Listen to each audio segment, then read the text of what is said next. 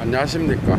좋은 날씨에 그 다음에 바람도 불고 좋은 날씨네요. 오늘도 날씨가 너무 좋고 점심 먹고 잠이 올 텐데, 예도는 5분 강좌 63번째.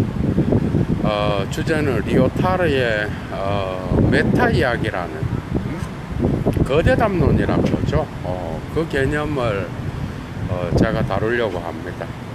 리오타르에 대한 장 프랑스와 리오타르는 제가 처음 강좌를 여는 것이고, 그래서 뭐 포스트 모던을 처음 이야기한 철학자로 알려져 있죠. 1979년에 나온 포스트 모던에 대한 어떤 그 조건, 포스트 모던의 조건이라는 책을 냈고, 그 다음에 칸트의 계몽이란 무엇인가에 대한 응답으로 포스트 모던은 무엇인가라는 논문도 유명했죠.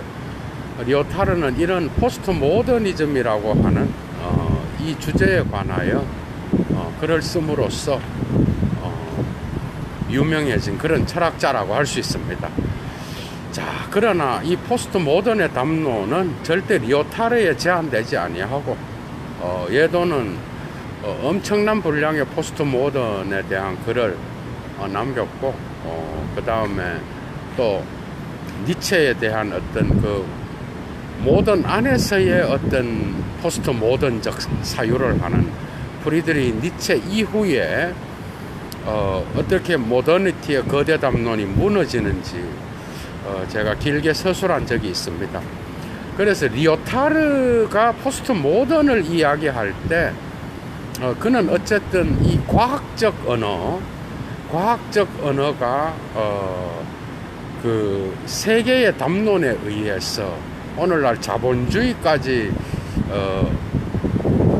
그 진행되어 오는 데 있어서 그 세 가지의 어떤 그 거대 담론의 텍스트의 주제를 이야기합니다.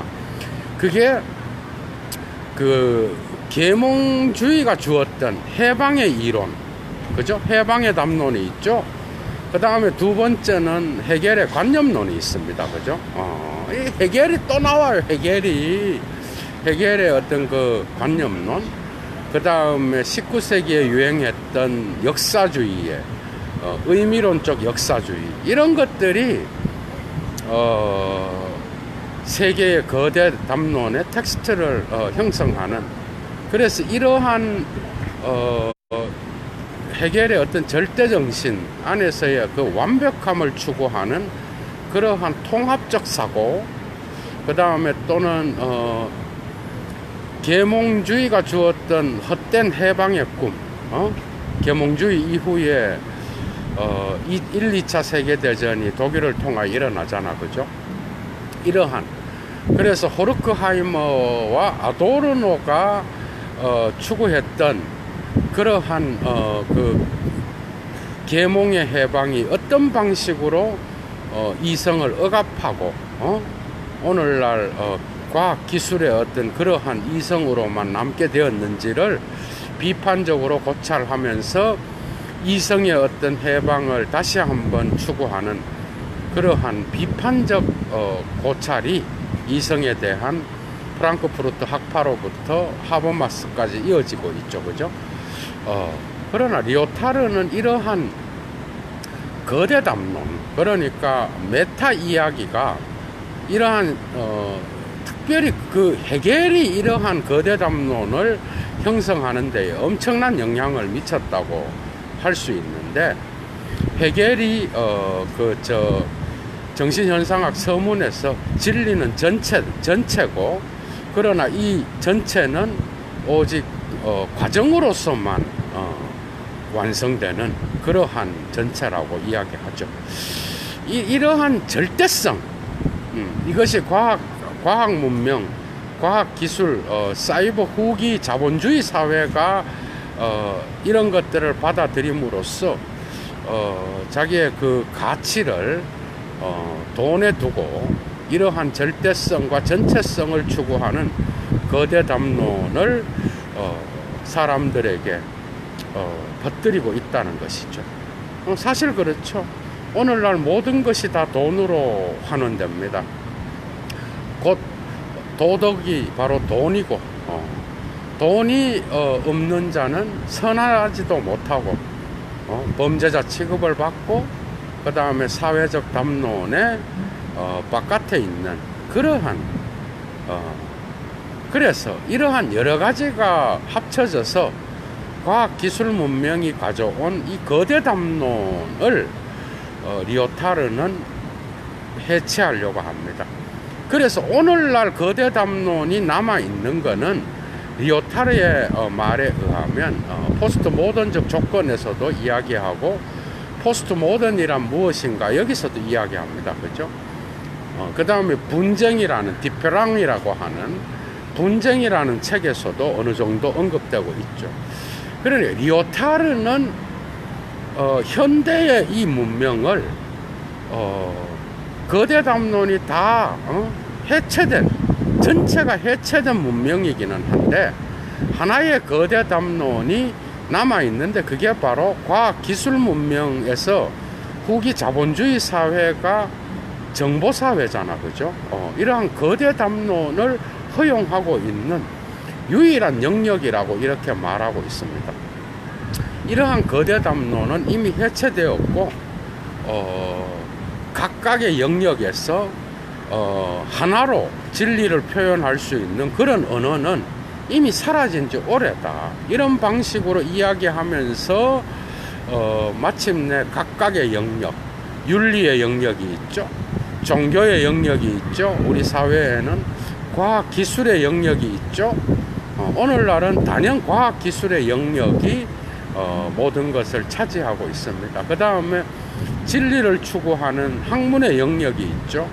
이런 각각의 영역을 리오타르는 비트겐슈타인의 어느 게임의 법칙을 갖고 와서 어느 게임의 어떤 그러한 각각의 영역을 설정하기 시작합니다. 그래서 오늘날은 이러한 포스트 모던적 사회에서는 이러한 거대 담론이 형성되는 그러한 사회가 아니고, 모든 것이 어느 게임과 같이 비트겐슈타인의 종교의 영역이 따로 있고, 그 다음에 과학기술의 영역이 따로 있고, 학문의 영역이 따로 있고, 그 다음에 일상의 생활세계의 영역이 따로 있으며, 그 다음에 또한 정치의 영역이 또한 따로 있죠. 각각의 영역에서 쓰여지는 그 언어의 다원성, 그 다음에 다원화된 사회의 어떤 그러한 모습이 있다는 거죠. 그런데 그 각각의 영역에서 사용되는 언어는 결코 다른 영역에 적용해서는 안 된다는 겁니다. 폭력이 된다는 겁니다. 왜냐하면은 종교의 어떤 그 진리가 있다고 하면 그걸 오늘날 모든 영역에 다 갖고 와. 쉽게 말하면 과학기술 얘기하고 앉아있는데 그거 와갖고 믿어라 이러면 이게 우회되겠냐고 이게. 그러니까 각각의 어떤 그 어느 게임의 규칙과 삶의 형식이 다르다는 겁니다. 비트겐슈타인의 어떤 이런 어느 게임의 가족 유사성을 받아들이죠. 그래서 이러한 각각의 다른 영역을 메타 이야기로 묶으려고 하는 게 과학기술의 영역입니다. 오늘날 여기에 거부해야 된다는 거예요. 그러나 오늘날 사람들은 과학기술의 메타 언어의 거대 담론에 붙잡혀서 다른 모든 것들을 거기에 귀속시키는 그런 사회가 됐다는 겁니다. 오늘날은. 그래서 이러한 거대 담론이 통용되는 이러한 과학기술의 영역을 결코 허용해서는 안 되고 저항해야 된다라고 이야기하고 있는 게 리오타르라는 거죠. 쉽게 말하면 종교의 절대성을 적용시킬 수 있는 그러한 세계도 없습니다. 오늘날. 그죠? 종교의 절대성을 모든 영역, 가서, 뭐 학교에 가서 자기의 종교의 진리를 막 적용시킨다든지, 아니면 뭐 또, 과학기술의 그 영역에서 또한 그 과학기술의 언어로 뭐 교회나 절에 가서 막 그런 과학기술의 언어를 이야기한다든지, 이거 완전 뭐 코미디죠. 이래 되면, 이와 같이 모든 영역에는, 그 영역에 맞는 언어 게임에 언어의 규칙이 있고 삶의 형식이 따로 있다는 겁니다. 그래서 오늘날 해겔과 같이 모든 것들을 포괄하는 메타 언어나 메타 철학은 존재하지도 않고, 이런 것들을 주장한다고 사람들이 따라가지도 않는다는 거죠. 이것이 바로 포스트 모더니즘의 어떠한, 그래서 각 영역은 다른 영역의 어떤 그 언어에 대한 진리를 의심한다는 겁니다. 그러니까 리오타르의 어떤 이러한 거는 이미 우리가 그 다른 철학자들에게도 볼 수 있어요. 그죠? 푸코에게도 볼 수 있고, 데리다에게도 볼 수 있고, 그 다음에 하이데거한테도 볼 수 있고, 왜죠? 모든 존재는 매 순간마다 다른, 거기에 있으면 언제나 다르다는 거죠. 시간적, 공간적 차이 때문에 언제나 존재론적 차이가 발생한다고 하는 이러한 하이데거의 어떤 그러한 차이 개념도 이미 여기에 적용된다고 볼 수 있죠. 그죠? 하이데거 역시도 후기로 가면서 이러한 과학기술의 언어를 치료하기 위하여 헬더린이라든지 특히 헬더린의 시를 많이 이렇게 언급하고 있습니다. 그죠? 그러면서 이러한 과학기술의 정보사회에서 갖고 오는 그런 오염된 이 언어들을 치료하고 이런 것들을 걷어내고 우리의 존재의 의미를 밝혀주는 그러한 언어들을 찾아야 된다 그러잖아, 하이데거가. 그래서 언어는 존재의 집이라 그러잖아요.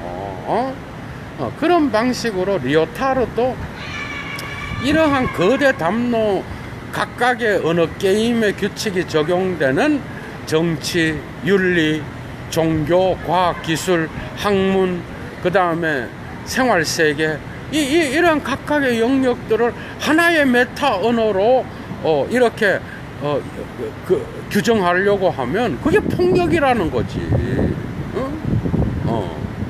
얼마나 폭력적입니까, 여러분들?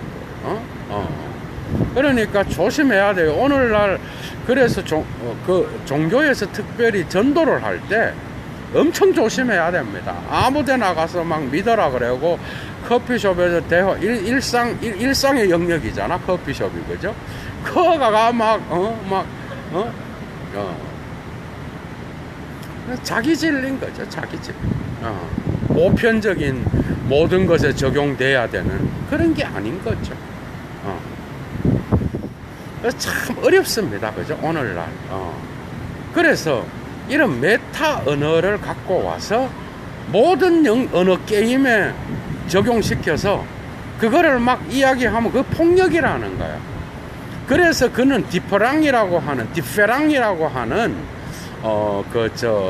분쟁이라는 책에서 리오타르는 이래 이야기합니다. 모든 우리가 말을 이제 비트겐슈타인을 빌려서 하는 말인데 이렇게 말합니다. 우리가 말할 수 있는 것은 언제나 다른 영역에 대한 폭력과 어떤 그 침입에 의해서만 가능하다. 우리는 불의를 행함으로써만 말할 수 있다. 기가 막힌 명언입니다. 그죠? 이건 리오타르의 어떤 핵심적인 철학자로서의 어떤 명언이라고 할 수 있겠죠. 우리는 언제나 우리가 말할 수 있는 것은 우리는 언제나 불의를 행한다는 것을 감행하고 말해야 된다. 하버마스가 완전 무너져 버립니다. 하버마스 의사소통적 합리성 안 된다 그럽니다. 리오타르. 의사소통적 합리성, 그런 합리성이 도대체 어디 있느냐? 모든 것을 하나로 묶어주는 그런 이성이 어디 있느냐는 거야. 그런데 이제 또 하버마스 쪽에서 보면 또 다른 얘기를 할 수 있겠죠. 어쨌든 리오타르 시간이니까 여기 지금은 안 된다는 거예요. 비트겐슈타인 이런 말을 합니다. 뭐라 그러는가 하면 철학적 연구라 탐구가 연구도 되겠죠. 연구라는 그 책에서 도시는 많은 집들로 구성되어 있고 그 집들은 거리들로 연결되어 있다. 우리는 이것을 도시라고 부른다. 이 말은 리오타르가 이 말을 갖고 와갖고 뭐라 그러는가 하면은 오늘날의 포스트 모던의 이성을 여기에 비유합니다. 모든 언어 게임이 있다는 거죠. 각각의 영역이 있는데 그 각각은 결코 이쪽 언어로 이거를 지배하고 통제하는 그런 게 불가능하다는 거야. 모나드처럼 단절되어 있다는 거예요. 그러나 단절되어 있지만 뭔가 섬유와 같이 어떤 그 직조물처럼 섬유로 이래 연결되어 있는데 이 연결망을 어떤 폭력적인 것이 아니라 이 연결망 안에서 다름을 인식하는 것, 이게 바로 오늘날 포스트 모더니즘의 이성이라고 주장하고 다원적 이성, 그러니까 다원주의적 이성을 주장하는 겁니다. 그러면서 메타 이야기는 불가능하다 이렇게 말하는 거죠. 그래서 그는 작은 이야기, 뿌티 레시트라 그러죠. 레시. 여기에서 작은 이야기라는 건 이런 겁니다. 어떤 거대 담론을, 거대한 이야기를 버리고 작은 이야기를 뭐 버리는 게 아니라 원래 이미 버려졌어요, 이미. 그런데 이 작은 이야기라는 거는 각각의 영역에서 통용되는 삶의 각각 다른 형식들의 언어들을 이야기하고, 이런 형식들은 또한, 뭐죠? 주체를 형성한다는 거야. 주체가 이야기를 만들어가는 시대는 리오타르는 고전주의 시대라 그럽니다. 모더니티 이전의 시대, 중세나, 고대나. 이럴 때는 이야기에는 뭐가 있어요, 여러분? 이야기에는. 내러티브에는 뭐가 있어요? 화자가 있겠죠. 이야기하는 자. 그 다음에 주제가 있고 내용이 있겠죠. 그 다음에 또 하나는 들어주는 청자가 있어. 그죠? 그런데 고전주의 시대에는 전통의 시대잖아. 그러니까 모든 이 세계 중에서 이야기의 담론이 가장 중요했던 시대였어. 그래서 말하는 사람도 담론 속에 들어가서 그 전통의 위대함을 이야기했다는 거죠. 성서의 진리는 위대해 이러면서. 그게 고전주의 시대의 모델이었고, 모더니티의 모델은 뭔가 하면은, 모더니티의 모델은 이런 겁니다. 그러니까 화자가 중요해. 주체가. 이해가 되죠? 이 전통의 담론도 주체를 형성하기 위한 담론이었다는 거. 맞잖아, 그죠? 그래서 주체의 이성 앞에서 전통의 담론이 비판을 받아요. 모더니티에서는. 그런데 이것도 안 되고, 리오타르는 포스트 모더니즘에서의 어떤 그러한 주체의 어떤 그러한 이야기의 진리는 이 두 개 다가 아니라 이 청자나 화자나 이야기의 주제나 이야기의 내용이 이 세 가지가 어느 한쪽이 주도적인 게 아니라 이 세 개가 동시에 어떤 것들이 어떤 걸 지배하는 이런 게 아니라 이야기 자체가 이런 화자와 청자를 억압하지 아니하고 이야기 자체가 그 두 명을 이끌고 간다는 거예요. 그러니까 상호성이 형성되고 어느 정도의 균형이 맞추어질 수 있다는 거죠. 이게 바로 포스트 모던적 담론의 작은 이야기들이라는 거예요.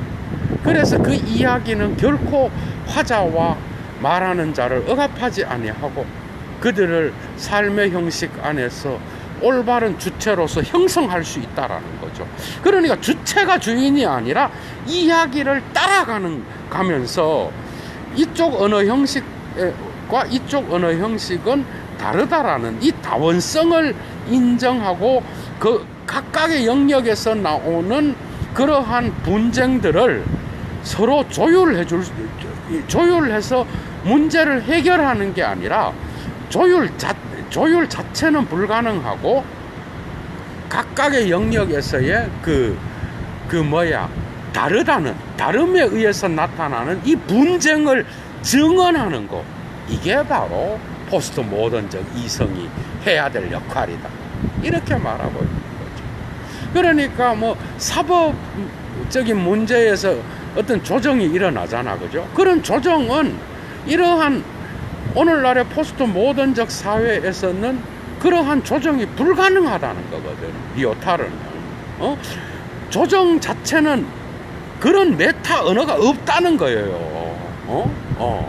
그러니까 이 분쟁이 일어나는 건 이상한 일이 아니라 이 분쟁을 증언하고 이 분쟁 자체를 그 다르다는 것 안에서 다원성을 인정하면서 어떤